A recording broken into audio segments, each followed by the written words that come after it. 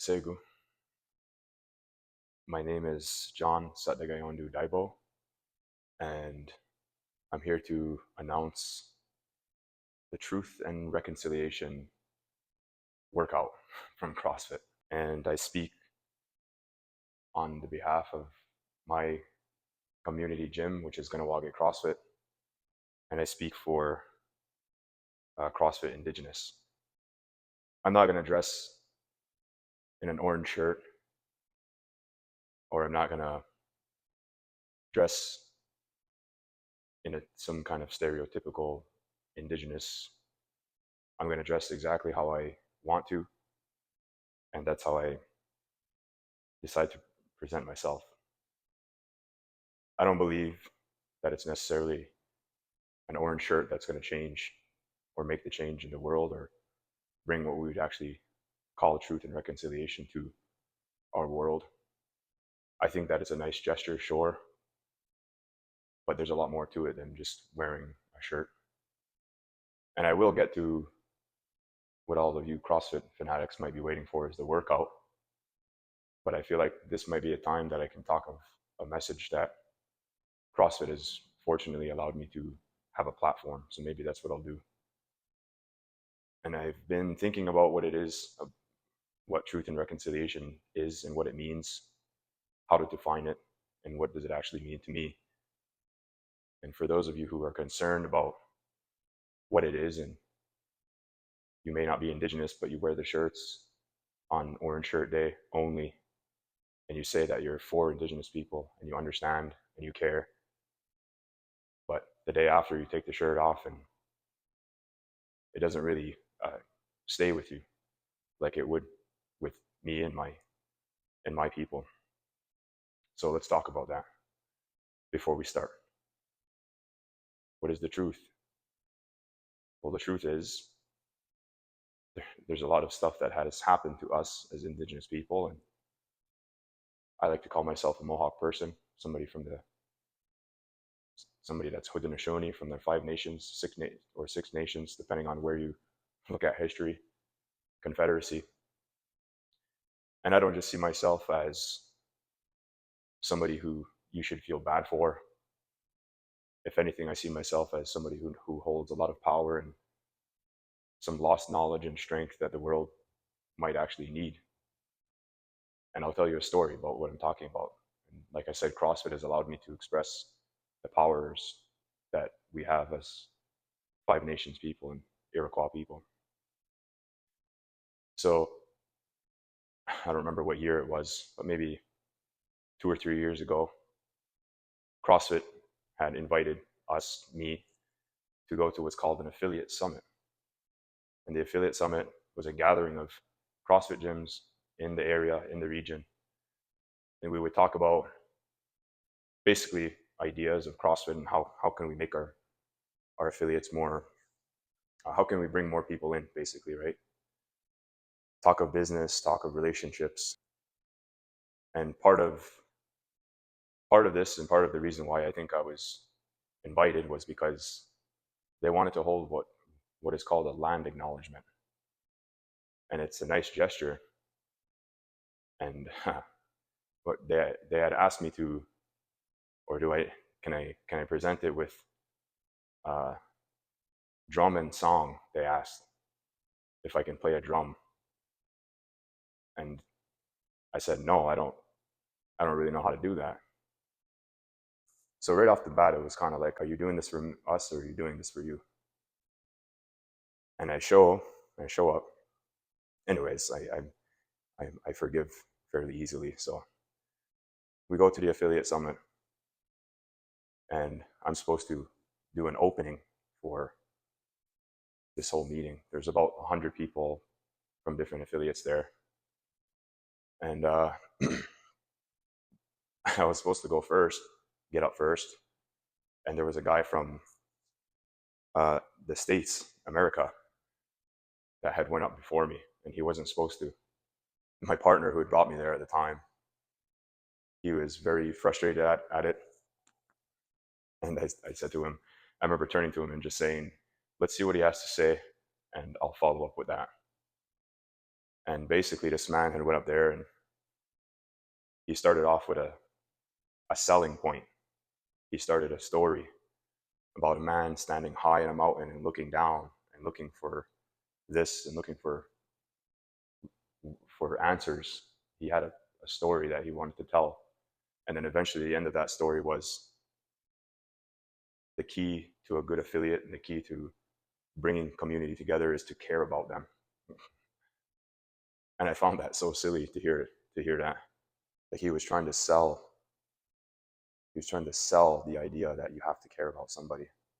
And I know that a lot of people don't really understand what I'm saying when I say that, but when we live in a world of everything is buying and selling, it's hard to understand like where the power of being from the 5 nations within Rishoni and what that actually is.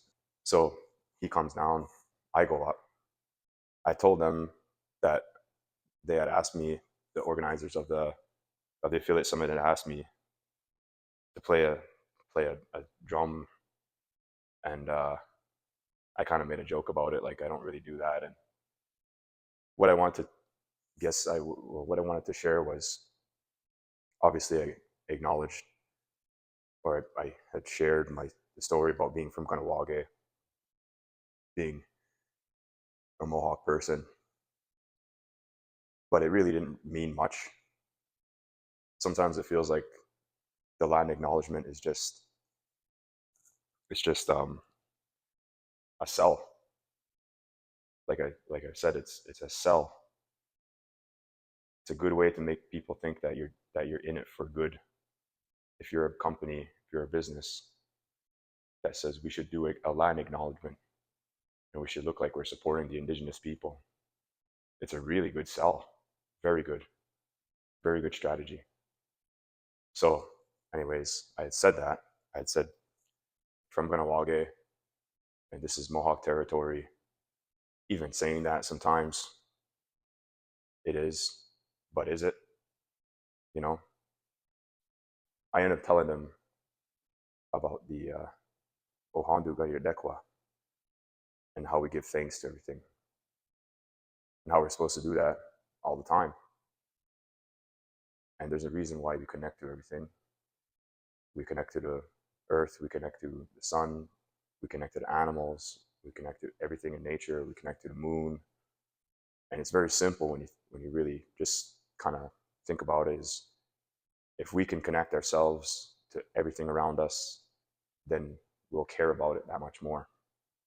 As I'm saying this to the crowd and to the people at this meeting, I'm seeing them like writing this information down like it's something they've never heard before. And to me, it's just like, how do you not know that? I talk about my reason for doing what I do, which is I feel like this is my way of giving back to my community. This is my way of helping people that I care about. And I understand everybody, at least for the most part. I think that everybody in my community, everybody in Kahnawake, we all share something, even if we don't actually know each other. So the fact that we all share something, we kind of have a little bit of an understanding of each other. And I felt like I could use that for something positive. I felt like I can teach people basically what I like to do, is train, among other things. Um, if they need and if they want to start doing that, they can do that. So that's why I did CrossFit. And a few things that I've told them was the way that I treat people in my gym is like as if they're my family, like they're my brothers, my sisters, my cousins, even my aunties, my uncles. And if I treat them like that, or if I believe that they're at least in spirit that, then it's going to be a lot easier for me to connect with them. In the same way as this story goes, where we give thanks to the animals and we give thanks to the moon, the sun, and the earth, just so we can build a better connection to it. And like I said, everybody I look around as I'm standing in front of this crowd of people saying all these things, and I'm seeing people jot down. They were given like little notebooks, everybody. They're writing all this stuff down. And to me, it's just like, if these people don't know that caring about somebody is important, then it's like, what else are you doing? Especially if you have a place where you're helping people. How do you not care about them, you know? So anyways, after I sit down, I had a lot of people come up to me and thank me for that and ask me more questions about it. After I sat down, the director of CrossFit, the international director for CrossFit, I came up to me and said, I want to see your gym. I want to see your gym. And I said, okay. He said, I'll be there on Monday. One of the things that was brought up at the affiliate summit was, number one, well, he asked, raise your hand if you think that your CrossFit gym is successful. And I remember starting to raise my hand a little bit, and I'm sitting in the back, and I see nobody in front of me raise their hand at all. So I was like, I'm pretty shy when it comes to that. So I kind of like put my hand down real slow. I didn't want to be the only one to stick out. And then he starts going on the demographics. And the demographics is basically like, what kind of people are you attracting to the gym, and what kind of people are attracted to the gym.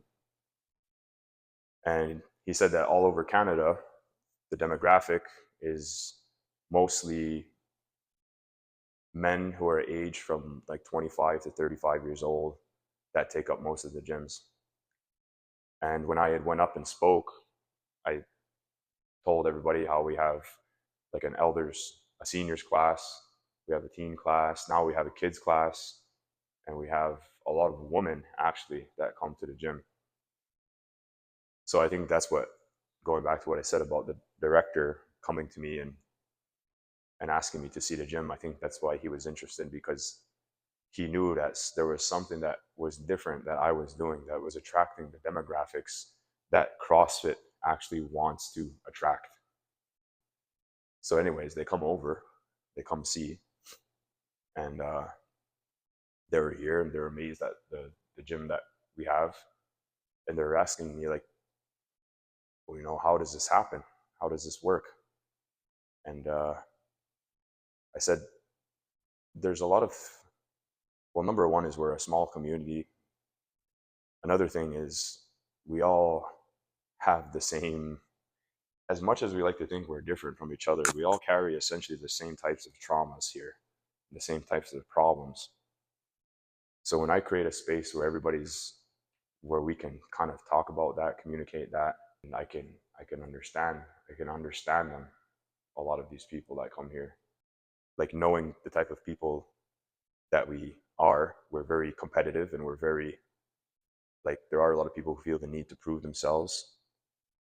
One thing I like to do is make everybody realize that you don't really have to prove yourself. Like, you're already here, and you should just, I think, at least in my opinion, the fact that you're born as a Haudenosaunee, an Iroquois, a Five Nations Mohawk person you're already proving something. So we can relax a little and focus on better things than just trying to prove yourself, which invites less of the, I guess, less of the male 25 to 35 age, and more of everybody else with that mentality. So they come here, and Karina was here doing her teen class, and there was a nice class, and he looked inside. The director, his name was Daniel. He was amazed at how they were all of the kids were listening to Karina, and I wasn't really. I was like, "What do you mean?" And then I'm trying to see it from, I guess, outside eyes, and I had to explain to him, like, a lot of those kids already know Karina before they even came here, and they kind of look at her like maybe she's an older sister or even like a mother to them. That's why they listen to her. And these people who are looking for an answer, and how to make CrossFit better, again, going back to the affiliate summit, You can't sell. You can't sell that. It cannot be sold. You can't sell that love. And if you try to sell it, it might work initially, but it's once people find out that you're selling it, it's not going to work anymore. So one thing that I know that we have as people, not just for CrossFit, as people in general, as people from the Five Nation Confederacy specifically, and I know we talk of Indigenous people in general, but I'm talking from a Mohawk person from the Five Nations Confederacy. And one thing that we have is we understand the power of care and the importance of loving each other. And we don't just do it because we want people to enter our businesses and because we want to attract a more open-minded crowd. That's not why we do it. We do it because it keeps us together. So if CrossFit is looking for something that wants to help them, well, like I'm here to talk, and I gave Daniel a 2-row wampum. And the reason why I gave that to him is because what that means is even though we are doing the same thing, we both have our own ways of doing it. And another thing is what people don't really know is that whenever he or they want to maybe not think we're worth something, he'll be able to look at that belt and remember, I gave that to him for a reason. I had given the 2-row wampum to Daniel Chafee, and my intention was just so he could remember me and he'll have it somewhere. And he can remember everything that I told him about our connection with each other and how we have a much deeper understanding of each other. But my theory and my feeling is that we didn't really just only have this because of the traumas we've experienced through our generations, this feeling of caring about each other and understanding each other on a deeper level as a community, as a consensus. I feel like this was actually part of our law. It was part of our way of life. It was important that growing up as a child, you were told that if you want to be, or not if you wanted to be, but now that you are in our nations with us, you have to understand how important it is that you care about everybody that's in our community and that you learn that everybody around you is, I would say, in spirit, part of your family. Obviously, not everybody's biological family, but spiritually, I think that everybody around me in Kahnawake is my family, whether they like it or not. What matters is that we're still all family. And just having that foundation is extremely powerful. So in a place or even in a business like CrossFit, where it's important to lay a foundation of care with people, I would say that being from the Five Nations Confederacy, I actually have an advantage with that because it's in my blood to care about my people. And I know that people who aren't part of the Confederacy may think they understand that, but unless you're from Kahnawake or a place like Kahnawake in the Confederacy, I don't think that you really do understand that. When I speak of truth and when we talk of truth and reconciliation, I want to tell the truth of our power that we have in our Five Nations Confederacy, which is our love, which is our love for each other. And in terms of result, well, I have it here. I have it here. I've literally had the international director of CrossFit say and wonder, how the hell am I doing this? And I told him, and I showed them. And it wasn't any tricks, business tricks. It wasn't any marketing techniques. I wasn't giving any discounts. I wasn't selling any kind of special equipment. It was just actually care about your people and you'll see results. If your goal is to try to like help them get better, you actually have to care about them. And it's an advantage. That would be the truth. And the reason why I want to bring that up is because if anybody ever wonders why we still fight as Indigenous people, why we still care about our communities and why we still care about our laws and our politics, our our leadership, our in my case, our clan systems, and the way that we do things and culturally, is because we know that there's still a power that can help the world, basically, if they know more about it. Another truth is that the Five Nations Confederacy was the first democracy in the Americas, we called it. And that democracy was founded on the spirit of caring about each other. So when people wonder why we still go and where does this resilience come from? How come you guys don't give up? How come you don't stop? How can you go through all that stuff and still keep going?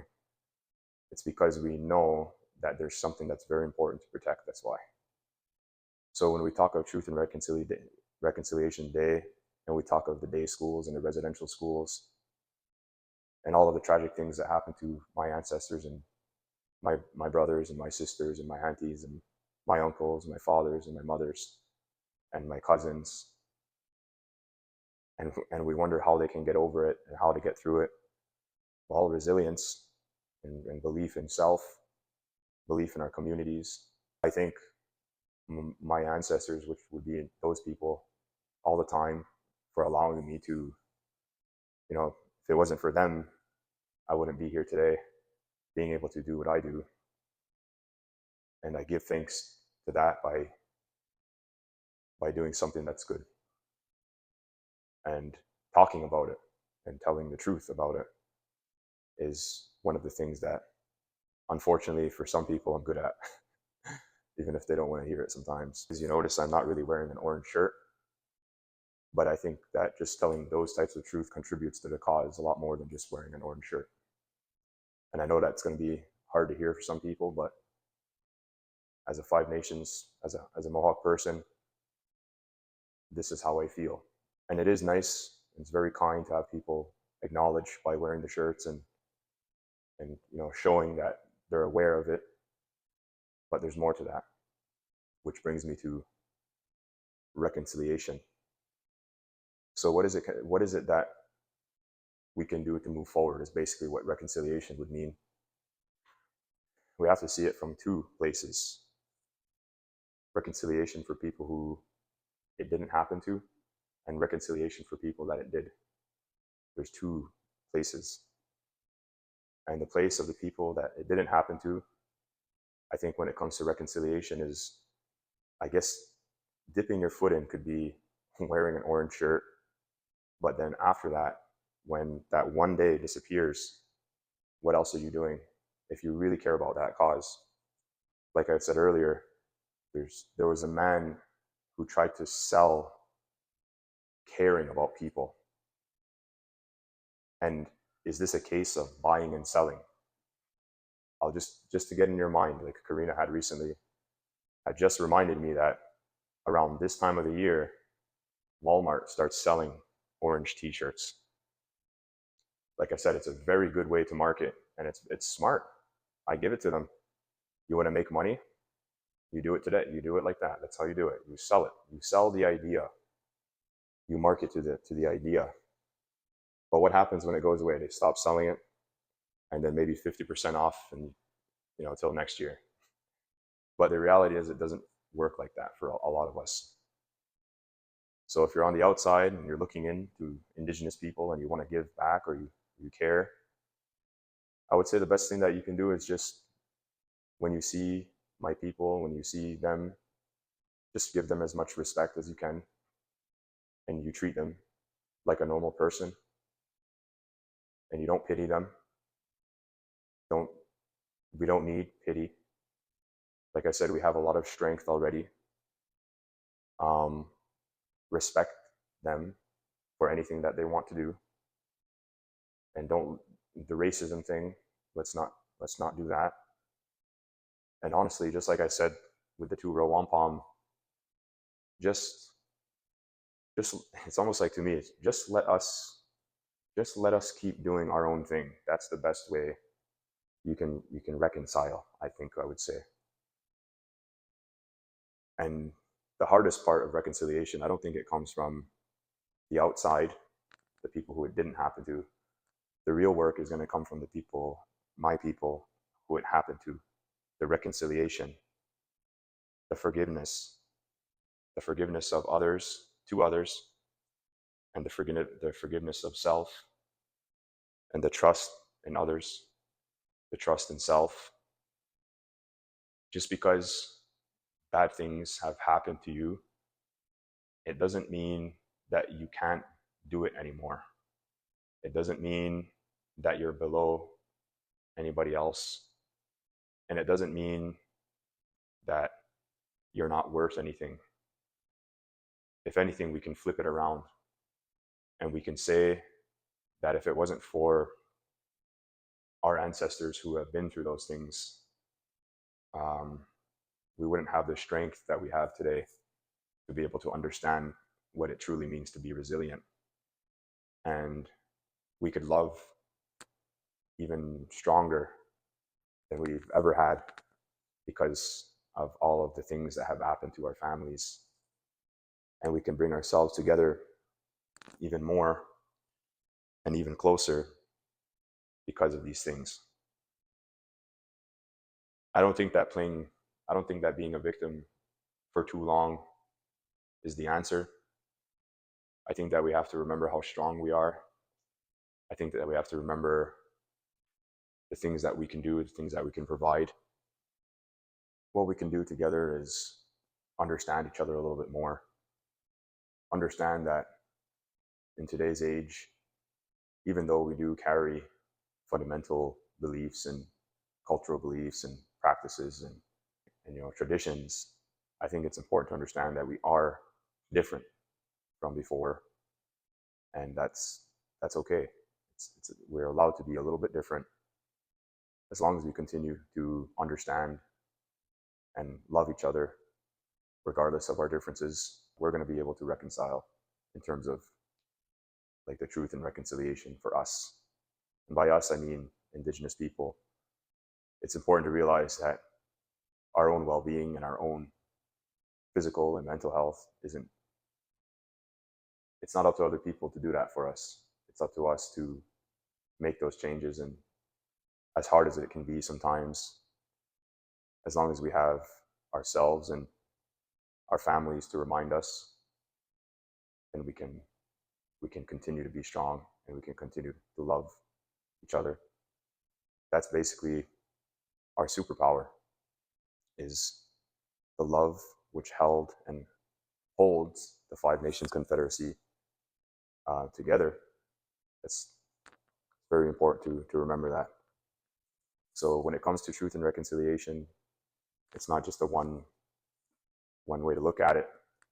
There's obviously the people who it doesn't affect, who can play a part, and there's people who it has affected, and even to this day it does affect. I've seen and I felt we'll call it the intergenerational traumas that affect my life and the people around me and my families, and I am witness to the results or the byproduct of my family and my ancestors' oppression.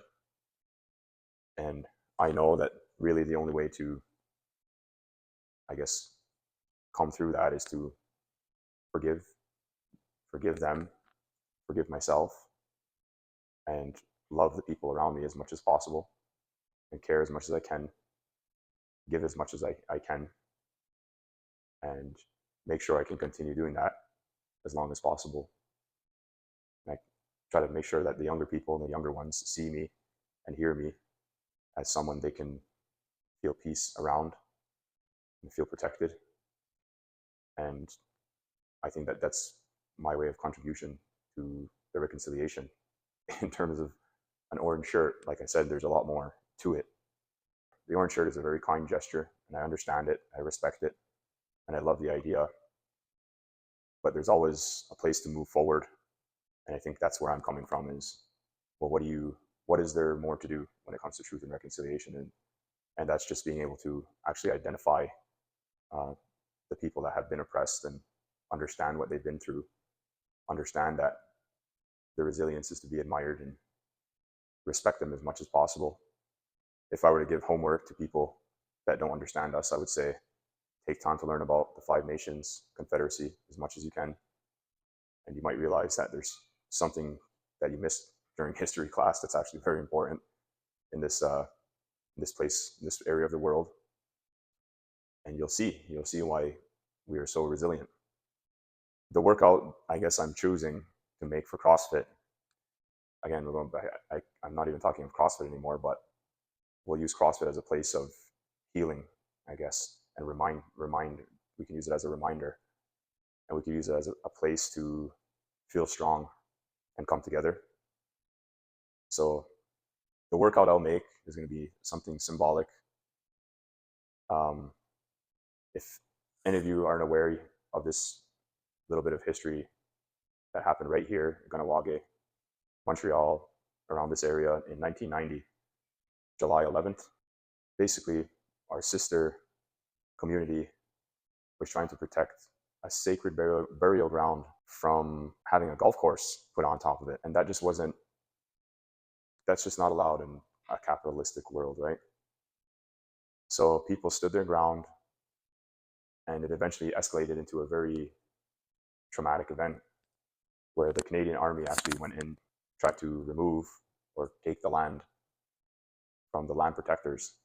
And in Kahnawake, we assisted our sister neighbor, Kahnawake, by putting a little bit of a protest on ourselves, showing that we stand with them. And it ended up being a standoff between our people and the Canadian Army. And there are people in our town that glorify it, but I think the reality was it was very scary, and we didn't know if that was going to be the end of us. I understand that from a male point of view, that when you want to fight for something, it's easy to show how courageous you are and how much you're willing to fight and die for your people. But I also do understand what happens on the inside of a man when they feel like that. And it takes true resilience and courage to do that. And that was just in 1990. And it ended up being 78 days standoff where people were limited on food and resources. The propaganda that was fed to the outside was that we were irrational and we were the ones to blame. And the effect that has on the outside people is that they resent and they hate us. So when we try to go get food outside, we were met by constant violence and hatred. Luckily, we had people that still knew us for who we were, and they would help us. We had some people who wanted to leave our community because it was just hard to stay. It was hard to stay in the fear and the anger. And even that, when someone tried to leave and they opened up the bridge, they were met by people from the outside who were ready to throw rocks at them, basically. So as my people were leaving the community, they were being bombarded by stones because of what they have been told, and the demonization and dehumanization that was convinced into their minds from their own propaganda, I guess you could say. And I'm coming here, and I'm here to tell you that not everything that was said about us is true. We are a very loving people, and we care a lot more than some of the outside may have been taught. But the thing is, we will fight for each other for a long time, as far as we can. We are, and we still do. But to dehumanize us to the point where you're throwing stones at us because you don't want us to be here anymore is absolute evil, I would say. So 78 days of this. Let's do something that symbolizes the 78 days of resistance, but the 78 days of struggle. And what I imagine is every single day you have to pick yourself up and say, like, here we go again. So the workout we're going to do, 78 clean and jerks, body weight, RX. If you want to scale it, try 75% of your body weight. 78 reps for time. You can do it solo. You can do it with a partner. If you really can do body weight, I would say just like any other hero workout or special workout, there's no time cap. Just do it as long as it takes. I think it's important to understand where this is coming from. One thing I talk about in my classes and one thing I kind of like joke around about is how when we go into class, when we do CrossFit, when we do any kind of training, really this is nothing compared to a lot of real life scenarios and real life events that could happen. And I think what this is that I'm sharing is actually a very good example of that. Like you have 78 days of being in a standoff against the Canadian Army, or you have 78 clean and jerks. 78 clean and jerks I'll do any day, right? So in that sense, think about it as your resilience and your strength and your way to remember something. The Oka Crisis and what happened during 1990, the blockade, was just one of many ways that we as Indigenous people have been oppressed, somewhat continue to be in some cases. So that would be a good way to teach. And if you're going to teach your members in your gym about what it's for, I would want you to tell them exactly what it's for and exactly what happened in Kahnawake and exactly why it's 78 days, exactly why it's 78 reps. Because if you want to talk about reconciliation, well, that's going to be part of it, is telling the truth, truth and reconciliation. One thing that I think would be a very important part of this workout would be to do it without any background noise and to do it without any music, because if there's an uncomfortable feeling coming into your mind, you have to learn how to deal with that. And you're forced to do it. And we're not going to band-aid it. We're not going to hide it with music. And if you can't handle that, what's the point? So you really want to test yourself? Well, let's do that. Just this one day. 78 clean and jerks, 4 time, body weight being RX, scale being 75% of your body weight, with no music. It has to be done with no music. In a matter of fact, I would say that it would be disrespectful if you didn't follow that, because that's what I'm asking. That's all I'm asking. If you believe, if you really want to reconcile as an Indigenous person, telling you, I please ask that you do it this way. And if you don't want to do that, I don't believe you. I don't believe your reconciliation. Like, it's just that simple. Anyways, that's all I have to say. It's been about an hour of recording, but I have a lot to say, and like I said, this is just a way that I can use, or a platform I can use, to say some things about my people and what I believe in, and just continue my message. So on September 30th, if you're in a CrossFit gym, even if you're not, and you want to try something and show that you support us as Indigenous people, and it's actually going to show me that you listen to what I was saying. I think that's the thing for me, is the workout is a workout. There's a lot of things that I had to say if you're not from my community that I think it's important for you to understand when it comes to our truth here. So have fun, and yeah, enjoy your time and enjoy your day.